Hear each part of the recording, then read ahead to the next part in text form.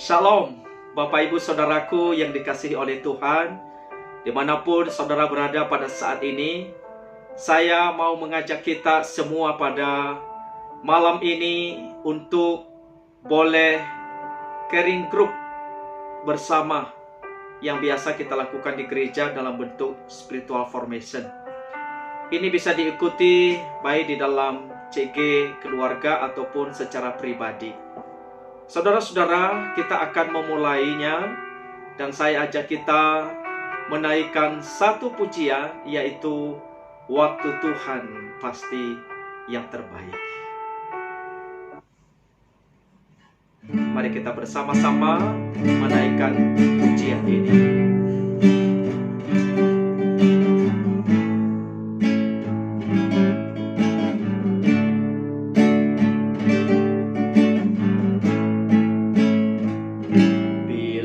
Kau izinkan sesuatu terjadi,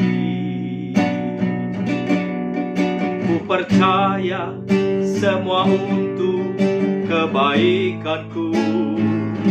Bila nanti telah tiba waktumu, ku percaya kuasa-Mu memulihkan hidupku.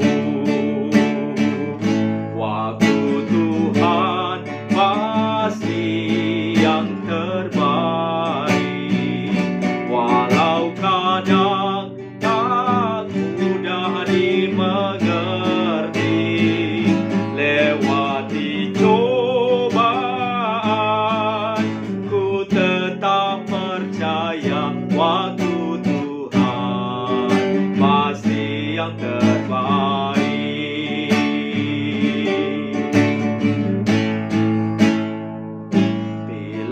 Kau izinkan sesuatu terjadi,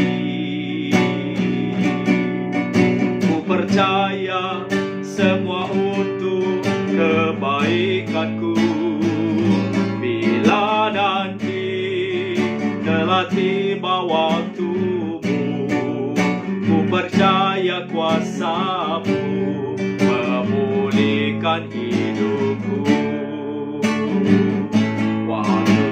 Tuhan pasti yang terbaik, walau kadang tak mudah dimengerti. Lewati cobaan, ku tetap percaya waktu Tuhan pasti yang terbaik.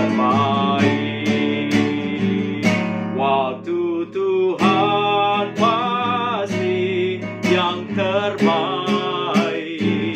walau kadang tak mudah dimengerti. Lewati cobaan, ku tetap percaya waktu Tuhan pasti yang terbaik. Coba, ku tetap percaya waktu Tuhan pasti yang terbaik. Waktu Tuhan pasti yang terbaik. Saudara-saudara, lagu ini begitu indah. Lagu ini memberi kita kekuatan, ketenangan di dalam batin kita. Saat ini saya ajak kita untuk berdoa. Mari kita tundukkan kepala kita dan saya akan memimpin kita di dalam doa. Ya Tuhan Allah Bapa kami yang ada di dalam sorga, kami percaya bahwa Engkau adalah Bapa yang Maha Kasih, Bapa yang Maha Baik. Engkau adalah Bapa kami yang setia, dan Engkau adalah Bapa kami yang tidak pernah meninggalkan kami. Engkau adalah Bapa kami yang Maha Baik. Biarlah di dalam kondisi yang kami hadapi saat ini, kami boleh tetap percaya bahwa Engkau adalah Bapa yang maha baik.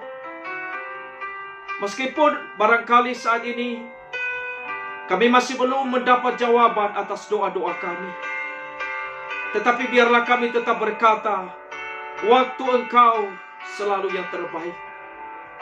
Kami berdoa, kuatkanlah hati kami dan kuatkanlah iman kami, agar kami tidak menjadi lemah dan putus asa, agar hati kami tidak dikuasai oleh ketakutan, kecemasan. Tetapi biarlah kami boleh, ya Tuhan, berpegang kepada firman-Mu di tengah badai yang sedang kami hadapi hari ini. Badai COVID-19. Tuhan, sentuhlah hati kami dengan kasih-Mu. Sentuhlah jiwa kami dengan firman-Mu. Hadirkanlah kekuatan dan hadirkanlah sukacita. Biarlah melalui peristiwa ini, setiap kami boleh lebih mendekatkan diri kami kepada Engkau. Sehingga biarlah kami tidak hanya melihat dari sisi negatif saja mengenai COVID-19 ini, tapi kami boleh berpikir positif. Ada banyak hal-hal indah yang Engkau sediakan untuk kami. Di tengah isolasi di mana kami harus banyak berdiam di rumah, kami percaya ini kesempatan yang Engkau sediakan. Yang barangkali selama ini kami banyak sibuk bekerja, sibuk dengan aktivitas, sehingga kami lupa berdoa, kami lupa merenungkan firman. Tapi biarlah di masa-masa di mana kami banyak berdiam di rumah, justru kami boleh lebih mendekatkan diri kami kepada Tuhan, lebih mengenal Engkau. Tolong kami, supaya kami, khususnya dalam kesempatan ini, semakin lebih mengalami kasih, mengenal Engkau Allah yang mengasihi kami. Kami bersyukur dan kami berdoa di dalam nama Engkau Yesus Kristus, Gembala Agung kami. Amin. Bapak, Ibu, saudaraku yang dikasihi Tuhan, apa kabar saudara pada saat ini? Saudara-saudara, kita sudah beberapa minggu tidak bertemu secara tatap muka. Tetapi saudara-saudara, meskipun kita saat ini dibatasi oleh tempat, tapi saya ingin kita merenungkan firman Tuhan. Hari ini saya ajak kita merenungkan perkataan Tuhan Yesus di atas kayu salib, yaitu perkataan yang ketiga. Yang pertama dan kedua saya sudah sharingkan hari Senin dan Selasa yang lalu di dalam grup maupun di Facebook. Saudara-saudara bisa melihatnya. Dan hari ini saudara-saudara, saya membahas perkataan Tuhan Yesus yang ketiga, yaitu diambil di dalam Yohanes pasal 19 ayat ke-25 sampai ke-27. Saya akan bacakan ayat firman Tuhan ini untuk kita. Dan dekat salib Yesus berdiri ibunya dan saudara ibunya, Maria istri Klopas dan Maria Magdalena. Ketika Yesus melihat ibunya dan murid yang dikasihinya di sampingnya, berkatalah ia kepada ibunya, "Ibu, inilah anakmu." Kemudian katanya kepada muridnya, "Inilah ibumu." Dan sejak saat itu, murid itu menerima dia di dalam rumahnya. Saudara, ini terdiri dari 3 ayat saja. Ayat-ayat ini begitu dalam artinya.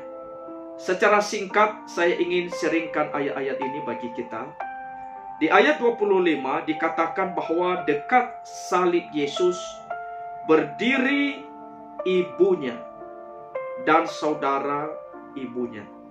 Ada Maria istri Klopas dan ada juga Maria Magdalena. Saudara-saudara, ini adalah wanita-wanita yang sangat hebat. Pada saat Tuhan Yesus disalib di Bukit Golgota, saudara-saudara, wanita ini setia mengikut Yesus. sampai Yesus disalib. Melihat bagaimana Yesus dipaku, disalibkan, tergantung di atas salib. Mereka menyaksikan itu. Saudara-saudara, perempuan-perempuan ini, mereka bukan hanya mengikut Yesus dalam masa-masa yang senang, ketika tidak ada kesulitan. Mereka tidak hanya mengikut Yesus ketika semua berjalan aman.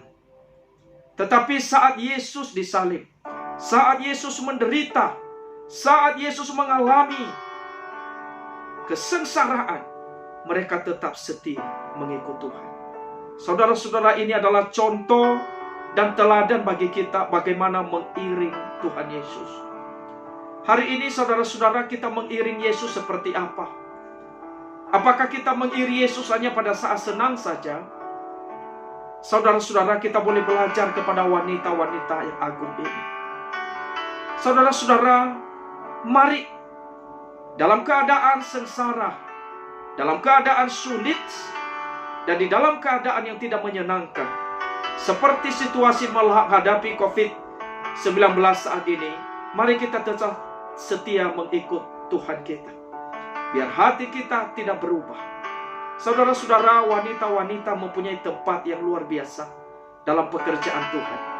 Saya mendorong untuk setiap wanita-wanita, setiap perempuan, biarlah boleh menjadi wanita-wanita yang agung, wanita-wanita yang menjadi contoh teladan bagi orang lain, wanita-wanita yang menjadi contoh di dalam beriman, di dalam kasih, di dalam mengikut Tuhan Yesus.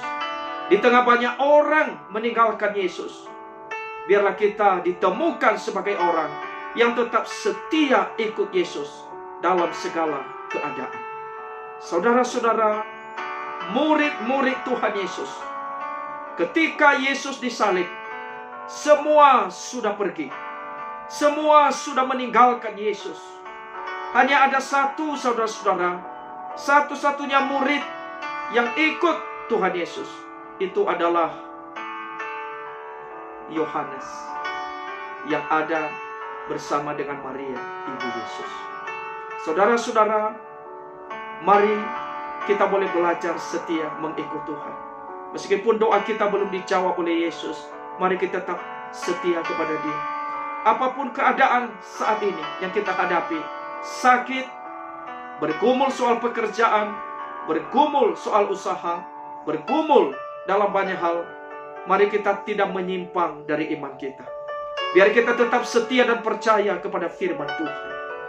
Saudara-saudara, ketika Tuhan Yesus melihat ibunya ada di bawah kaki salibnya, Dia berkata kepada ibunya, "Ibu, inilah anakmu." Kata ibu dalam bahasa aslinya sebenarnya diterjemahkan perempuan atau wanita. Saudara, kenapa Tuhan Yesus mengatakan itu? Karena Yesus punya status yang berbeda dengan Maria. Yesus adalah anak Allah.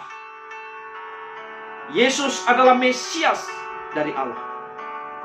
Dan Maria adalah manusia biasa sebagai ciptaan. Saudara-saudara, di sini ada status yang sebenarnya sangat berbeda sekali. Tetapi di dalam hal ini, Maria tidak protes ketika dia dipanggil perempuan. Demikian juga Yohanes tidak protes. Mereka sadar Tuhan Yesus adalah anak Allah. Tetapi saudara-saudara, yang paling indah di dalam bagian ini, kita memperhatikan bahwa sampai akhir hidupnya, Tuhan Yesus sangat peduli dengan ibunya. Meskipun selama ini dia sibuk melayani, sibuk memberitakan Injil, tapi dia tetap memperhatikan orang tuanya, ibunya yang secara jasmani melahirkan dia, yang secara jasmani berjasa di dalam kehidupannya. Dia tidak melupakan hal itu, sehingga dia bertanggung jawab sebagai seorang anak, sebagai anak yang pertama, dan sebagai anak yang berbakti kepada orang tua. Dia juga bertanggung jawab kepada mamanya, kepada orang tuanya. Ini teladan buat kita, bahwa sesibuk apapun kita, sesibuk apapun dalam pekerjaan, di dalam pelayanan, biarlah kita tidak lupa dengan orang tua kita yang telah berjasa bagi kita, sehingga kita tetap mengasihi dan mencintai mereka. Tidak benar kalau dikatakan di dalam kekristenan tidak menghormati orang tua. Agama Kristen sangat menjunjung tinggi supaya setiap anak-anak menghormati orang tua. Karena Tuhan Yesus sendiri telah menjadi contoh teladan bagi kita dalam hal ini. Tuhan Yesus berkata kepada murid yang dikasihinya, inilah ibumu. Saudara, kenapa Tuhan Yesus mempercayakan ibunya kepada Rasul Yohanes? Karena saudara-saudara, Rasul Yohanes sangat bertanggung jawab. Waktu dia disalib, saat murid-murid yang lain pergi meninggalkan Yesus, satu-satunya yang bersama dengan dia itu adalah Yohanes. Yohanes ini sangat bertanggung jawab. Yohanes juga adalah salah seorang murid yang sangat sadar betul bahwa Tuhan Yesus mencintai dan mengasihi dia. Itu sebabnya saudara-saudara, dia ketika diberikan tanggung jawab, saudara-saudara, dia melaksanakan. Di dalam bagian ini dikatakan, dan sejak saat itu murid itu, yaitu Yohanes, menerima dia di dalam rumahnya.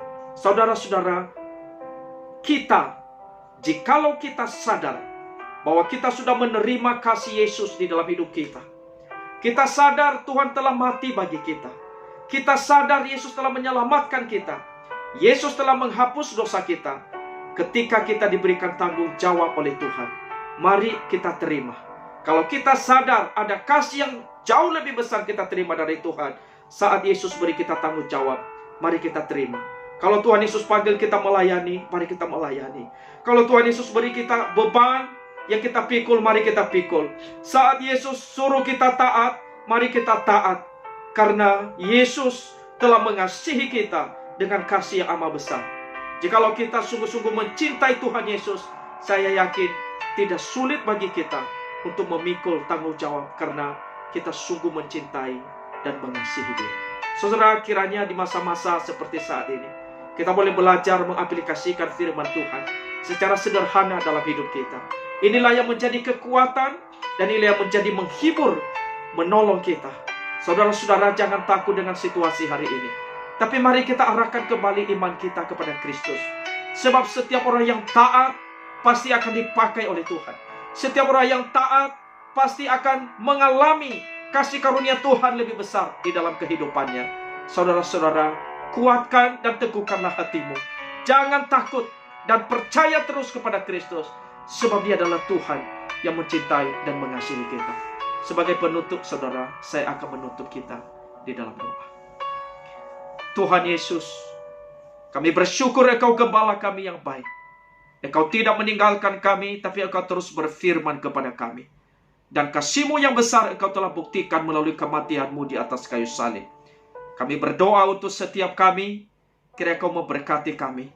Ya Tuhan, dalam menghadapi saat-saat ini, biarlah kami tidak lemah, tapi kami boleh kuat, dan kami boleh berjalan terus dalam iman, dalam ketekunan, dalam ketaatan, dalam kesetiaan kepada Tuhan. Anugerahkan damai sejahtera, sukacita dan berkat-Mu untuk kami. Inilah doa kami. Terpujilah Engkau. Di dalam nama Engkau Yesus Kristus, Gembala Agung kami berdoa. Amin. Saudara-saudara, demikian untuk SF atau CG keluarga yang kita lakukan pada saat ini. Saya ucapkan salam untuk saudara-saudara semua. Tuhan Yesus memberkati kita. Amin.